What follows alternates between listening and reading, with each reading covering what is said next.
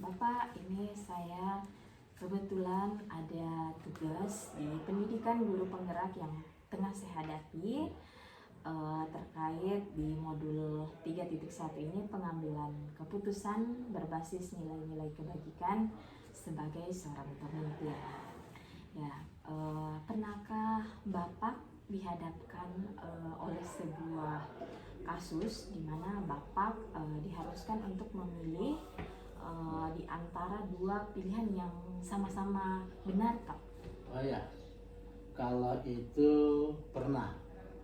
Bahkan seiring dengan perjalanan waktu, kasus-kasus yang terkait dengan dilema etika, juga bujukan moral, itu kadang kita hadapi di sekolah ini. Sering Pak dihadapi gitu ya?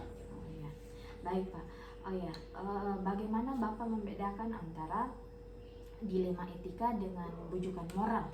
Oh ya, antara dilema etika dengan bujukan moral itu kita lihat saja dari kasusnya. Dilema etika itu kan terkait dengan dua pilihan. Ya. Pilihannya itu memang sulit karena kita diperhadapkan dengan dua pilihan yang sama-sama bijak, sama-sama bijak. Misalnya kalau kita pilih ini kemungkinannya rugi sebelah ini, makanya kita harus benar-benar menentukan pilihan yang tepat. Berbagai manusia institusi pasti dihadapkan dengan berbagai persoalan. Salah satu persoalannya misalnya atau salah satu masalahnya misalnya dilema etika dan bujukan moral tadi. Terkait dengan hal itu di SMA 7 ini banyak hal memang yang dilanggar oleh anak kita terkait dengan apa tadi itu moral. Yeah. Nah, misalnya mereka tidak berlaku santun kepada bapak ibu gurunya. Kedua, mungkin ada bahasa-bahasa yang mengandung makna bullying atau perundungan. Ini juga melanggar moral sebetulnya. Nah, terhadap kasus-kasus seperti itu yang kami lakukan di sekolah ini, yang pertama, setiap ada kasus itu kita sampaikan ke guru yang menangani itu, namanya guru bimbingan konseling. Nah, ketika guru bimbingan konseling telah melaksanakan tugasnya, lalu ada masalah, misalnya sampai masalah itu tidak selesai, tentu akan latih pada pimpinan, terutama kepala sekolah. Lalu bagaimana sikap kepala sekolah menangani hal-hal seperti itu? Yang pertama, memang setiap persoalan moral itu harus kita identifikasi dulu apa masalahnya. Setelah kita identifikasi, ya kita carikan jalan keluarnya. Baik Pak, pertanyaan berikutnya, hal-hal apa saja yang selama ini yang Bapak anggap efektif dalam pengambilan keputusan dari kasus-kasus dilema etika? Kalau bicara pengalaman, kalau pengambilan keputusan terkait dengan etika moral itu adalah misalnya kita diperhadapkan pada satu persoalan atau pada dua pilihan yang kadarnya indikator sama. Artinya kalau ini yang dipilih, kasihan yang ini. Nah, tentunya misalnya ketika saya ingin mengutus seorang guru untuk mendampingi siswa misalnya mengikuti satu kegiatan ekstrakurikuler. Di sekolah ini kan ada guru PNS, ada guru honor. Nah, kebiasaan umum bahwa setiap yang mendampingi itu sebaiknya guru PNS. Tetapi di sekolah ini kan ada guru honor yang punya kompetensi bagus. Nah, pilihan ini terpaksa misalnya saya harus mengutus guru honor karena dia kompetensinya lebih bagus. Sekalipun misalnya ada guru PNS sudah sertifikasi, tetapi dari sisi kompetensi dan loyalitas guru honor ini lebih baik. Nah, maka itulah yang kita tentukan. Itu salah satu. Berarti Bapak dalam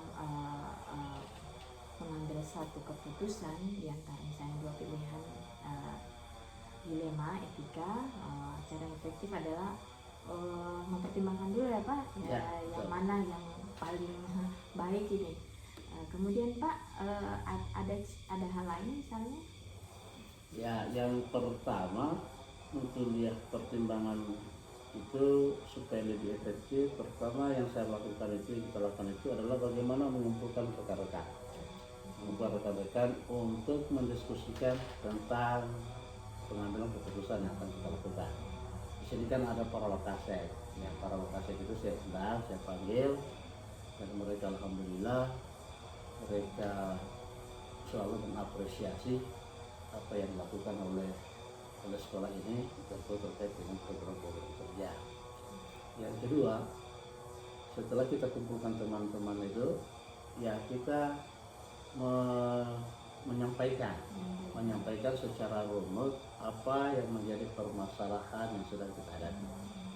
Lalu setelah itu kita lihat regulasinya seperti apa, dan dari regulasi itu tentu ada manfaat yang akan kita peroleh. Manfaat yang dapat diperoleh misalnya dari pilihan itu, tentu kita cari seperti saya ungkapkan tadi, kita cari yang paling bermanfaat dengan risiko yang paling sedikit. Baik Pak, terima kasih. Ya, kemudian Pak, dari pengambilan keputusan Bapak itu jika dihadapkan di beberapa kasus dilema etika, kira-kira tantangan apa saja yang kira-kira Bapak temui? Oh ya, terima kasih. Memang dalam menentukan putusan terkait dengan dilema etika ini pasti ada tantangannya. Salah satu tantangannya misalnya bagaimana kita mencari dasar pertimbangan. Artinya apa dasarnya kita mengambil keputusan seperti ini. Ini yang kadang-kadang repot. Kita tidak punya dasar hukum misalnya, apakah dasar hukum atau berkaitan dengan kebiasaan moral atau budaya kita. Ini yang sulit kita. Inilah menjadi tantangan kita. Apalagi kalau kasus itu kasus spontan, ini sulit kita cari apa dasar pertimbangan kita mengambil keputusan. Karena sedikit kita salah mengambil keputusan, pasti risikonya akan berdampak. Iya Pak, berarti ini harus benar-benar dengan pertimbangan Pak ya, karena dihadapkan dengan dua pilihan itu memang sulit dan memang harus kita ada dasar ya, bagaimana kita menimbang atas kasus atau permasalahan tantangan kita di sini. Ya, Pak, baik. Kemudian Pak, apakah Bapak memiliki kayak semacam jadwal tertentu dalam misalnya sebuah penyelesaian kasus dilema etika, ada spontan Pak, atau ada waktu tersendiri Bapak dulu misalnya menyendirikan di sebuah tempat untuk menyelesaikan masalah, atau ada jadwalnya Kak Pak untuk selama ini terkait dengan hal itu kadang-kadang kita tidak punya jadwal yang sudah tersedia, tetapi kita selalu melakukan kegiatan itu, melakukan keputusan itu selama ini sudah berlangsung secara spontan. Spontan ya Pak? Oh, ya. Nah, spontan sementara kita diperhadapkan bagaimana keputusan itu bisa dilaksanakan secepatnya. Ya, Pak. Atau pada saat itu juga. Ya, pada saat itu juga. Tidak boleh disimpan ya Pak? Tidak bisa disimpan, karena kalau disimpan nanti akan menimbulkan lagi masalah yang lain. Iya Pak, ya. Berarti harus spontan ya Pak. Ya baik Pak. Kemudian adakah seseorang atau faktor apa yang selama ini mempermudah atau membantu Bapak dalam mengambil keputusan dalam kasus-kasus dilema etika? Faktor orang yang membantu. Iya. Sebetulnya kalau bicara tentang orang yang membantu, seluruh komponen yang ada di sekolah ini ikut berperan serta dalam membantu menuntaskan persoalan-persoalan terkait dengan dilema etika. Jadi Misalnya, semua warga sekolah, artinya warga sekolah yang dimaksud itu misalnya ada kepala sekolah, ada wakil kepala sekolah, ada guru bimbingan konseling, ada wali kelas, ada guru mata pelajaran. Ini semua setiap ada kasus mereka selalu dilibatkan. Supaya apa? Supaya setiap pengambilan keputusan itu bukan hanya kepala sekolah yang bertanggung jawab, tapi ini menjadi tanggung jawab bersama. Baik Pak, terima kasih. Jadi semua komponen atau semua warga sekolah itu harus terlibat ya Pak dalam pengambilan keputusan bersama Bapak. Baik. Ya, dari semua hal yang telah disampaikan Pak, pembelajaran yang dapat Bapak petik dari pengalaman mengambil keputusan dari dilema etika Pak? Pembelajaran yang paling penting itu adalah ternyata setiap kita menuntaskan persoalan atau memutuskan suatu persoalan itu tidak boleh kita lakukan sendiri. Akan lebih baik kalau kita melibatkan seluruh komponen yang ada. Supaya apa? Supaya hasilnya bukan menjadi hasil pribadi, tetapi ini menjadi hasil kolektif institusi atau lembaga. Baik Pak, terima kasih. Berarti Bapak dalam setiap pengambilan keputusan jika dihadapkan dengan dilema etika, Bapak selalu melibatkan semua warga sekolah Pak, tidak dengan keputusan Bapak sendiri. Ya. Baik Pak, berarti memang keputusan Bapak itu sesuai dengan nilai-nilai kepentingan murid ya Pak. Benar. Ya, Yang satu hal yang perlu ingat bahwa mengapa kita melakukan kebersamaan begitu, karena kita punya satu moto perjuangan di sekolah ini, yaitu apa? Kolaborasi dan sinergisitas. Kolaborasi. Jadi kita selalu ingin bekerja sama, kemudian sinergisitas itu tidak boleh hanya satu yang unggul, tetapi kita harus saling menguatkan. Ya Pak. Baik, terima kasih. Saya juga mendapatkan pembelajaran Pak. Kolaborasi dan sinergisitas itu penting dalam satu institusi Pak, apalagi dalam pengambilan keputusan. Ya baik Pak, terima kasih atas kesempatannya hari ini. Sudah saya diberikan waktu di tengah kesibukan Bapak. Saya mengucapkan terima kasih Pak atas kesempatannya. Semoga bermanfaat untuk kita semua. Amin. Baik, terima kasih Pak. Saya pamit. Ya, Assalamualaikum warahmatullahi wabarakatuh. Waalaikumsalam warahmatullahi wabarakatuh. Assalamualaikum warahmatullahi wabarakatuh. Selamat siang Pak. Waalaikumsalam warahmatullahi wabarakatuh. Ya, ini saya kebetulan ada tugas dari pendidikan guru penggerak yang saat ini saya laksanakan. Saya mendapatkan tugas di modul 3.1 ini tentang pengambilan keputusan berdasarkan nilai-nilai kebajikan sebagai seorang pemimpin. Pak, selama ini Bapak sebagai seorang pemimpin ketika dihadapkan dengan persoalan dilema etika, bagaimana Bapak dalam menjalankan keputusan ketika dihadapkan dengan persoalan ini? Jadi kita mencoba melihat dari sisi dampak atau risiko ya hasil keputusan yang kita ambil itu. Karena teorinya itu setiap keputusan yang diambil besar atau kecil masalah itu pasti mengandung risiko.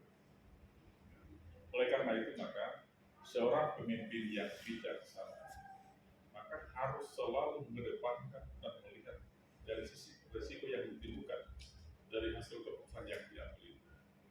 Kalau misalnya masalah itu segera untuk diputuskan dan itu berdampak secara luas dalam pengelolaan manajemen sekolah, maka itu yang harus ya. Bukan berarti juga kita menafikan masalah-masalah yang kecil yang juga perlu penanganan. Hanya saja itu yang menjadi pertimbangan kita.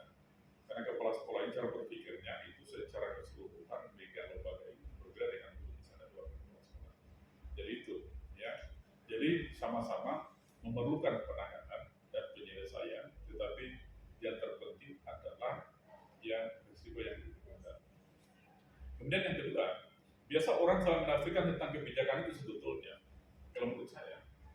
Jadi kebijakan itu menurut saya adalah sebuah peningkaran tentang standar kebenaran. Untuk kebijakan itu bukan sesuatu yang selalu yang diharapkan sebetulnya di dalam pengambilan sebuah keputusan. Tapi itu ditempuh itu jika diperlukan kebijakan itu. Dan sepanjang misalnya tidak memiliki efek atau dampak yang luas dalam manajemen atau resiko yang ditimbulkan dari hasil keputusan itu, baru itu kebijakan. Kita kan sebetulnya harus menggunakan standar yang ilmiah ya. Dan kan sudah langkah-langkah sudah mengambil keputusan sudah langkah-langkah sebetulnya. Dan di situ tidak ada dari 7 langkah pengambilan keputusan itu yang saya tahu itu tidak ada salah satunya itu kebijakan tidak ada. Jadi itu merupakan pengingkaran, tetapi itu juga sebagai manusia dan makhluk sosial kita ini, maka tentunya tidak lepas dari kebijakan itu sendiri. Sepanjang itu tidak berpengaruh secara luas terhadap lembaga atau pengelolaan manajemen sekolah ini secara keseluruhan. Ya. Baik. Kalau masalah langkah-langkah atau prosedur dalam penyelesaian dilema ini sebagai seorang manusia bagaimana Pak? Satu, kita harus pahami dulu masalahnya seperti apa ya. Itu langkah pertama. Kita pahami dulu sebab akibat yang kita pahami, kita pelajari, kemudian resiko yang kita pelajari. Karena kalau itu kita sudah mengerti, kita sudah pahami, maka kita sudah bisa menetapkan langkah-langkah atau alternatif yang paling memungkinkan untuk kita gunakan di dalam menyelesaikan masalah itu. Ya. Jadi kalau misalnya kita mengambil keputusan dalam kondisi emosional misalnya ya, maka itu pasti hasilnya irasional. Dan keputusan yang irasional itu akan membuat banyak orang itu akan kecewa dari apa yang kita putuskan itu. Oleh karena itu maka sedapat mungkin ya kita menggunakan cara berpikir yang lebih rasional. Ya. Kalau bisa kita memahami, misalnya kita gunakan langkah-langkah dalam mengambil keputusan secara benar, ya supaya juga hasilnya itu bisa memuaskan semua pihak ya, yang terlibat dalam persoalan. Ya. Kalau saya seperti itu ya. Baik. Nah, kemudian dalam penyelesaian kasus dilema ini, mungkin ada tantangan yang Bapak hadapi seperti apa? Gimana ya? Kalau kita berbicara mengenai etika ini, tentunya masing-masing orang punya persepsi dan versi cara berpikir yang berbeda. Misalnya mungkin dia benar, mungkin benar ya. Sekalipun misalnya standarnya sama. Karena orang berbicara kan tentang kepentingan, kan jarang orang misalnya itu. Ya, ketika mendapatkan sesuatu, sekalipun dia salah, selalu memposisikan dirinya dalam konteks yang cara berpikir yang benar. Jadi mencari alasan kebenaran terhadap apa yang dilakukan. Maksudnya itu salah. Ya itulah manusia, dan itu manusiawi.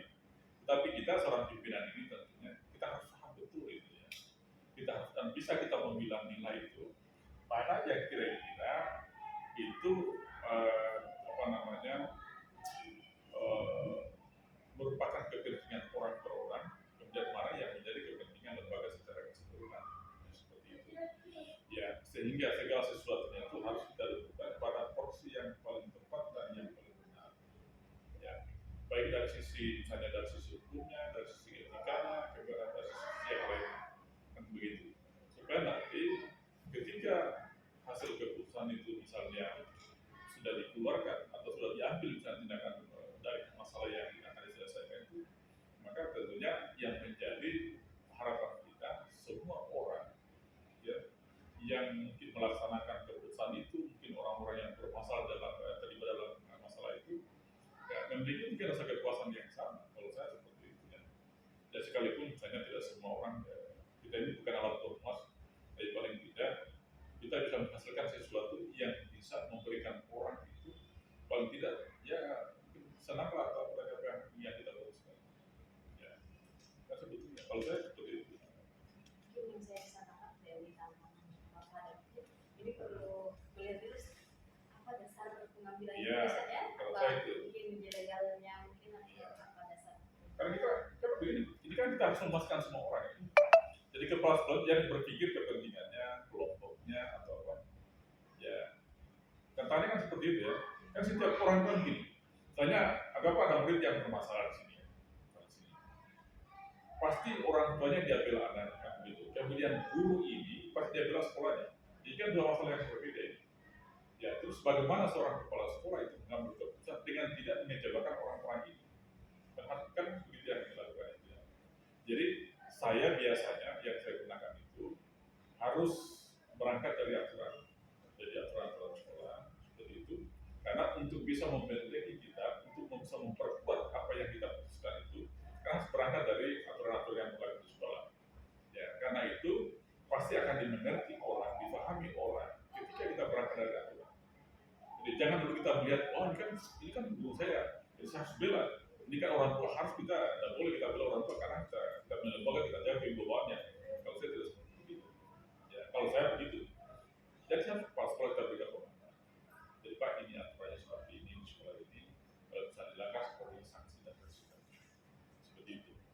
kemudian tunda kita lakukan pencerahan, dan jangan secepat-cepat itu kemudian mengajukan kepada pimpinan, karena ketika sampai di kepala sekolah ujungnya itu tidak keluar atau tidak keluar kan berisinya. Kalau sampai di kepala sekolah masalahnya seperti itu, apakah itu dieksekusi atau mungkin tidak dieksekusi. Kalau tidak, berarti mungkin guru yang gereja kecewa, orang tua yang senang, nah, seperti itu. Jadi itu yang menjadi tantangan bagi saya. Ya, jadi kita melihat dari sisi urgensi yang ditimbulkan dari hasil keputusan yang akan diambil oleh hakim itu sendiri.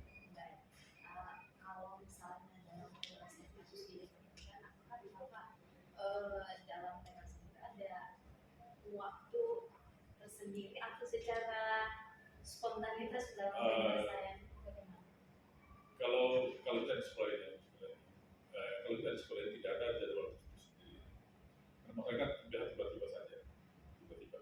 Kalau misalnya itu sudah, anggaplah misalnya persoalan itu yang tadi sudah mengidap di guru yang lain atau di tempat lain di sekolah atau di unit kerja yang lainnya, nah, itu biasa yang membuat jadwal itu dari teman-teman yang lain. Karena saya berikan contoh, dan di BK itu kan banyak menumpuk masalah itu. Mana yang harus diselesaikan di tingkat jurusan, mana yang harus diselesaikan di tingkat fakultas, mana yang harus diselesaikan di tingkat sekolah. Tetapi saya tidak punya jadwal secara permanen itu, ya, untuk menyelesaikan masalah yang terjadi di sekolah ini. Karena ya setiap unit kerja di sekolah ini kan sebetulnya mereka juga diberikan kewenangan untuk memutuskan sesuai dengan kompetensi dan kewenangan yang diberikan kepada mereka itu. Ya. Jadi ketika misalnya mereka harus kepala sekolah, mereka kepala sekolah. Tanpa harus misalnya ada jadwal apa, ya tinggal melihat waktu pas kelas itu atau tidak sih. Ya, apalagi misalnya kasus itu segera memerlukan penanganan secara cepat. Ya, karena begini, masalah yang kecil kalau itu disimpan, dipendam, itu bisa menunjukkan masalah yang baru. Boleh. Makanya kalau misalnya sesegera mungkin diperlukan penanganannya, sudah selesai. Ya, untuk meminimalisir itu, ya, risiko ganda yang akan muncul dengan adanya penundaan penyelesaian masalah itu. Karena guru-guru saya sampaikan, kalau itu harus segera dikomunikasikan ke saya, silakan. Kalau itu hanya diselesaikan tingkat jurusan, silakan. Kalau itu dibiarkan, silakan. Dan itu silakan. Tetapi kalau misalnya itu masalah besar yang tidak bisa diselesaikan di tingkat wakil kepala sekolah atau jurusan dan seterusnya, itu melibatkan kepala sekolah, silakan dilakukan. Ya, jadi kita tidak ada waktu misalnya jadwal. Berbeda kalau perusahaan, dari perusahaan itu kalau misalnya ada saham turun atau ada misalnya apa, nah itu mungkin tinggal dijadwalkan ini masalah. Kalau kita tidak ada persoalan yang memerlukan keterlibatan kepala sekolah sesegera mungkin. Ya, kita harus selesaikan. Ada seseorang atau yang merekomendasikan Bapak atau membantu Bapak dalam penyelesaian kasus itu? Ya, ini kita bicara dalam sekolah ya. Di sekolah kan ada namanya konferensi kasus. Jadi konferensi kasus itu jika masalah itu tidak bisa diselesaikan di tingkat pimpinan unit kerja yang kecil, rancang di BK wali kelas seterusnya, maka harus kita libatkan misalnya jurusan. Jadi ketika misalnya masalah seperti itu, saya perlu mendapatkan misalnya saran-saran dari semua unit manajemen yang ada di sekolah. Jadi unit manajemen kan semua untuk pimpinan di sekolah. Jadi misalnya BK, kepala sekolah, jurusan, kepala level. Kalau misalnya saya membutuhkan saran mereka ini, maka saya harus undang mereka itu. Utamanya yang sifatnya konferensi kasus. Namanya konferensi kasus kan kita undang keluarga kepala sekolah. Karena masalah itu mungkin sedikit berisiko besar. Ya, kalau ini kita tidak tangani secara bersama-sama. Kalau hanya kepala sekolah misalnya yang memutuskan itu, maka boleh jadi saatnya waktu kepala sekolah kecewa, kemudian juga jurusan kecewa, kemudian BK kecewa, kepala kelas kecewa. Oleh karena itu maka harus saya hadirkan semua. Ya, supaya nanti alternatif yang bisa kita beri itu memang menjadi pemikiran bersama-sama. Ya, bersama-sama kita semua. Saya kira kolaborasi kerjasama itu jauh lebih bagus ya, daripada hanya satu orang yang memikirkan. Sehebat apapun kepala sekolah itu, tinggi apapun pendidikannya, ya, saya kira tidak akan mampu untuk bisa menyelesaikan semua masalah yang terjadi tanpa memerlukan pertimbangan terlibatan masalah. Dari sistem kolaborasi kerjasama saya kira itu yang menjadi roh itu berjalannya manajemen yang baru. Keputusan ini kan salah satu tugas manajemen sebenarnya yang paling penting. Jadi mungkin mungkin kalian sudah paham itu kalau kita berbicara tentang manajemen itu kan dia ada beberapa tingkatan. Dan yang paling inti kalau kita ibaratkan misalnya, yang paling inti di situ tugas seorang pimpinan itu adalah memimpin. Itu hal yang penting. Dan itu pekerjaan itu kepala sekolah. Maka dia harus sangat betul. Kalau nanti kalian misalnya satu waktu dia tunjuk dari kepala sekolah atau dari pengawas, ya itu kan akan berbeda nanti resiko dan tingkat keunggulan bobot pengambilan keputusan ketika kalian menjadi kalau menjadi guru kan paling ya hanya anak saja, orang tua. Tapi ketika kalian menjadi kepala sekolah pengawas itu levelnya sudah agak luas, skopnya sudah luas. Karena kan sudah jabatan guru, menjadi guru, kepala sekolah, orang tua, dan stakeholder yang lain. Makanya kita harus ekstra hati-hati di dalam menentukan alternatif yang bisa kita gunakan dalam bersama. Harus kita hindari yang namanya emosi. Tidak akan pernah ada teorinya itu. Keputusan yang dihasilkan dari sifat dan sikap emosional itu akan rasional. Pasti rasional. Pasti rasional. Oleh karena itu maka kita orang tua selalu sampaikan kalau kita muslim itu kalau emosi berburu-buru atau apa dulu ya supaya kita lebih stabil, kita lebih nyaman, lebih enak, kita memberikan alternatif yang tepat untuk mengambil sebuah keputusan. Ketika menyelesaikan sebuah keputusan. Jadi mental itu diperlukan, kestabilan emosi itu diperlukan. Itu instrumen yang dipakai di dalam mengambil keputusan selesai begitu. Ya. Kan biasanya yang muda-muda ini karena ya begitu bersemangat ya, begitu bersemangat, apalagi di latar belakang dengan pendidikan yang tinggi. Jadi pikir bahwa apapun dipikirkan, apapun yang diputuskan itu adalah bisa menyenangkan semua orang. Dan itu dianggapnya benar. Itu versi pengalaman itu adalah besar. Belajar dari orang-orang yang sudah berpengalaman di dalam memimpin sebuah organisasi atau memimpin apa saja. Karena itu dia dapatkan di dalam sekolah. Ya, tadi Pak, dari semua hal ini kita belajar dari pengalaman yang berbagai Bapak dapatkan Jadi begini, setiap setiap ada masalah pasti ada nilai pelajarannya. Kecil atau besar masalah itu pasti ada nilai-nilai pelajarannya. Oleh karena itu maka kepala sekolah sebagai orang yang mau belajar dan mengembangkan diri secara produktif, maka setiap masalah yang dihadapi jadikan sebagai pengalaman berharga untuk memperkaya pengalamannya di dalam mengambil sebuah keputusan terhadap sebuah. Ya saya kira tidak salah bisa itu belajar sampai ke Cina, jauh-jauh itu belajar ke Cina.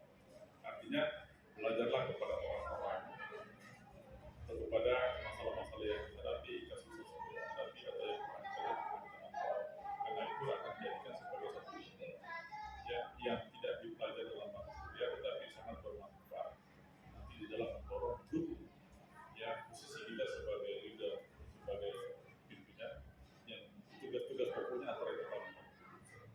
Jadi intinya setiap masalah pasti ada pelajaran. Manusia yang normal, manusia yang tidak angkuh, yang tidak sombong, maka harus selalu belajar dari hal-hal yang tidak ada yang harus dilakukan tugas-tugas pokok. Sekecil apapun.